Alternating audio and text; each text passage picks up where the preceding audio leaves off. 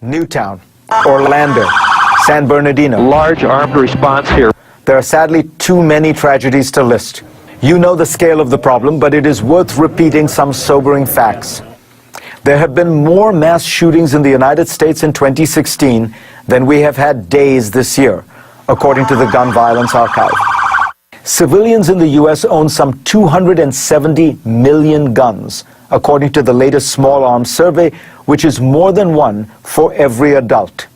In fact, civilians own more guns in the U.S. than in the next 9 countries put together, according to that same survey from 2007.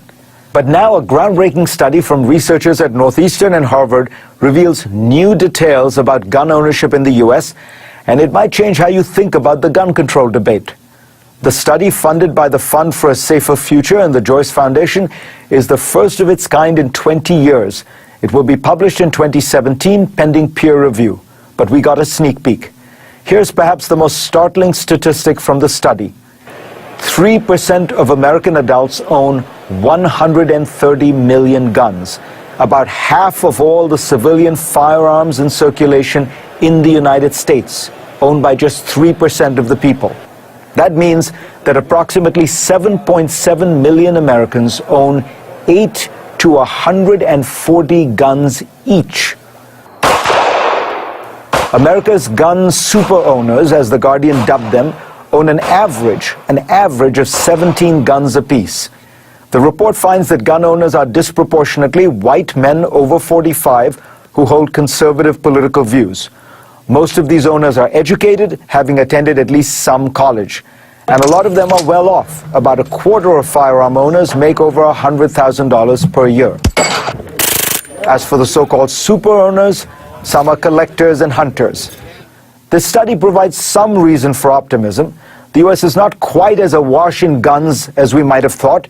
Gun ownership is concentrated, and these serious gun owners would surely understand the need for basic controls that make sure that the wrong people don't have access to weaponry.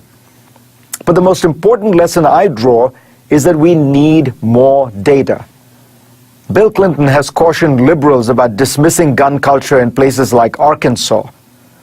A lot of these people, all they've got is their hunting and their fishing, or they're living in a place where they don't have much police presence, he said.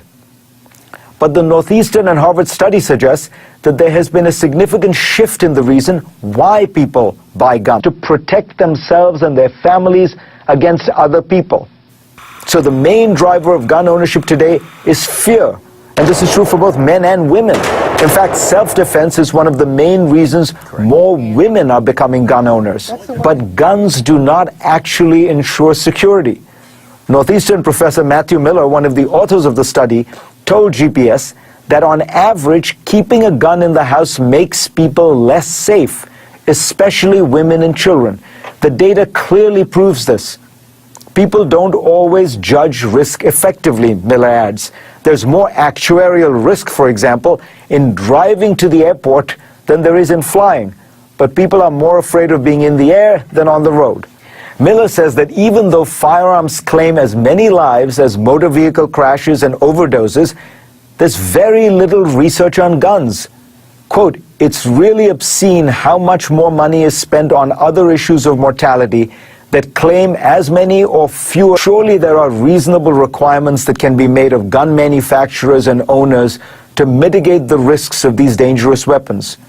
And surely we would understand these risks better if the U.S. government were allowed to actually commission studies on guns and gun ownership, something currently prohibited by law. Let's just look at the data.